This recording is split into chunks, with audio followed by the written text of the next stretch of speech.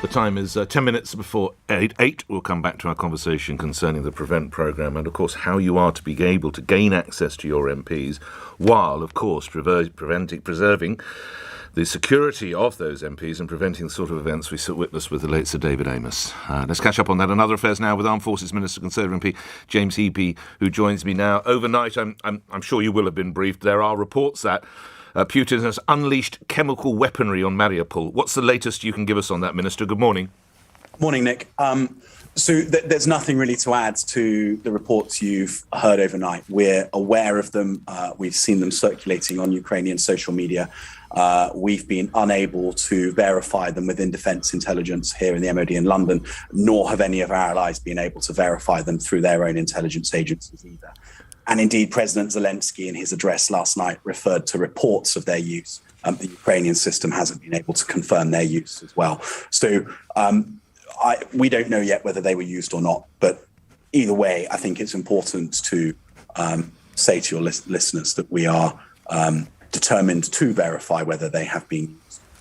And that if they are used, as the Foreign Secretary has said, those responsible will be held to account, and absolutely all options are on the table in what that response might be. Well, let's spell that out, if we could, please, Minister. Does that mean this is a red line and we might start to see deployment of British or NATO forces actually on Ukraine's soil? Well, I think it depends on what is done, that the response would therefore be proportionate.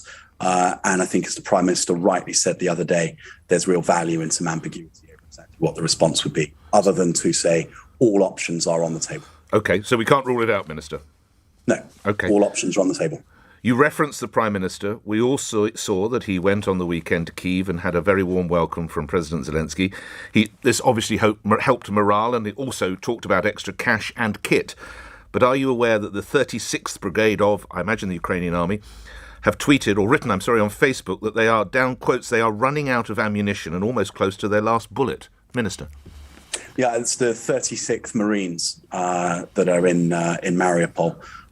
It's a phenomenal defence of a city that has been at the very sharp end of it. Naturally, the kind of the pictures of the last 6 weeks have been really dominated by what's been happening in and around Kyiv. Mariupol, extraordinary how it has resisted, given that it was in the eye of the storm as Russian troops advanced up the coast of the Sea of Azov from the south, from Crimea, and in from the east, from Russia. And so they were very quickly encircled in the cities on the coast of the Sea of Azov. And that amazing Marine Brigade have withheld. Now, the reality is that their defence has been such that they have imposed enormous cost on Russia. They have written down some of Russia's most advanced and best equipped units. Clearly, our friends at the Ukrainian MOD are doing everything they can to resupply them. But the reality is that Mariupol is heavily besieged. And I think we just have to trust that our friends in the MOD in Kyiv are doing their best to support them. But the reality is that these people are doing something really quite incredible in their determination to fight to the last man and the last bullet. Well, you're a military bloke. Pardon my ignorance here. Can't we airlift something in? Can't we drop some ammunition to help them? It is obviously something that I know that the Ukrainians will be looking at, but I would just... Are we precluded from doing that because we don't want to be seen as overly aggressive, giving Putin ammunition back in Moscow? Is that where we're going? I don't think it's anything to do with us appearing overly aggressive. The reality is that the air defense systems that the Russians have got in that part of Ukraine and over the border in Russia and in Crimea are enough to mean that getting a transport plane in would be very challenging indeed. And clearly, if Russia was to shoot down a UK transport plane, that would escalate the situation very, very quickly.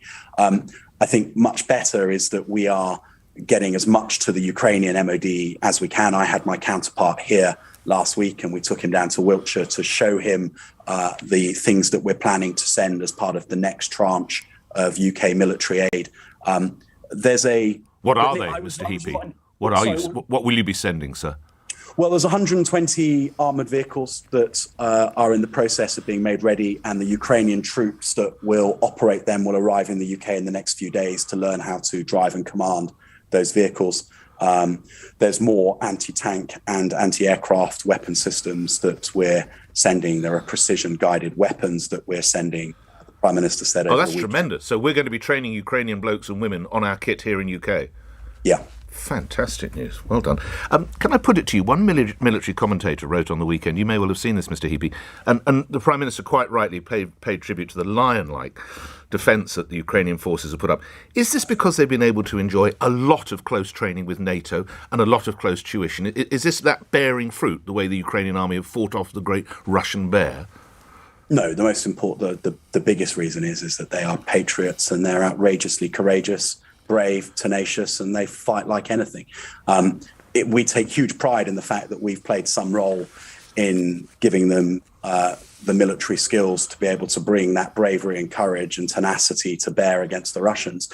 And last Tuesday at the event that we held down in Wiltshire on Salisbury Plain, where my counterpart, Vladimir Hakimov, was over with some of the Ukrainian generals, it was amazing. There was a sergeant from a battalion called Three Rifles who had done 2 tours of Ukraine on Operation Orbital, and it was just like he opened his address to our Ukrainian friends in Ukrainian, and then you could just tell how proud he was to be able to kind of show this vehicle that we're going to give to the Ukrainians and how effective it is, and how proud he was of the role he had played on 2 tours in Ukraine on Operation Orbital to train the Ukrainian armed forces. There's an amazing affinity between the British armed forces and the Ukrainian armed forces. We're phenomenally proud of what we're doing.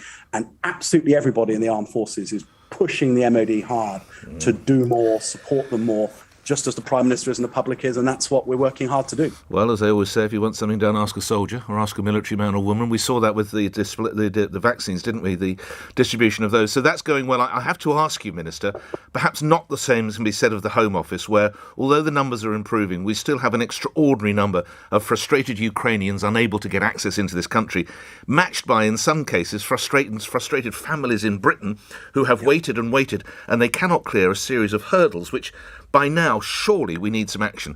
Can we put the military in charge of that as well? I'd rather you didn't, Nick. I think we've got enough to be Fair going point. on with. But look, I think the Home Office have accelerated the way that they are clearing visas. I think it's about 40,000 that they've now cleared. Far fewer than that have actually Ukrainians have actually come to the And UK. why is that, Minister? You're a candid bloke. What's not working? There's something that's not joining up. We've got phenomenal British or families living in Britain, hospitality. Yeah. We've got the efforts of desperate Ukrainians. We can't seem to plug them together.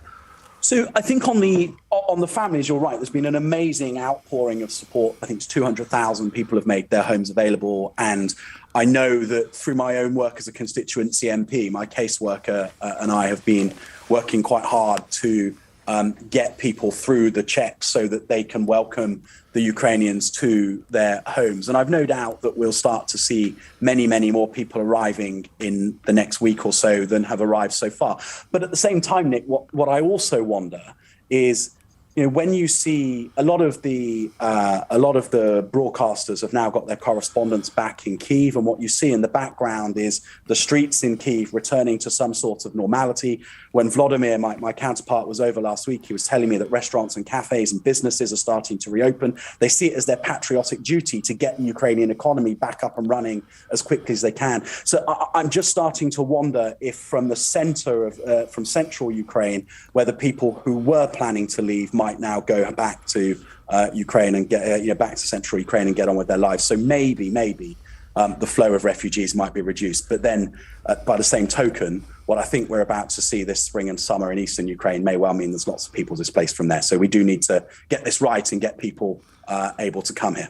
Last couple of questions. I'm sure you knew this gentleman well. If Sir David Amess wasn't the most popular MP in the whole of the House, he must have come a very close second. It seems quite extraordinary. We now can speak of his tragic murder. And we have an expert in the field saying that the PREVENT programme, I know this is a little out of your brief, I appreciate this, Minister, but the PREVENT programme is, quotes, a parish council response to a national security problem. To ensure your safety, the safety of all your colleagues on every side of the House, what needs to be done, and is PREVENT failing?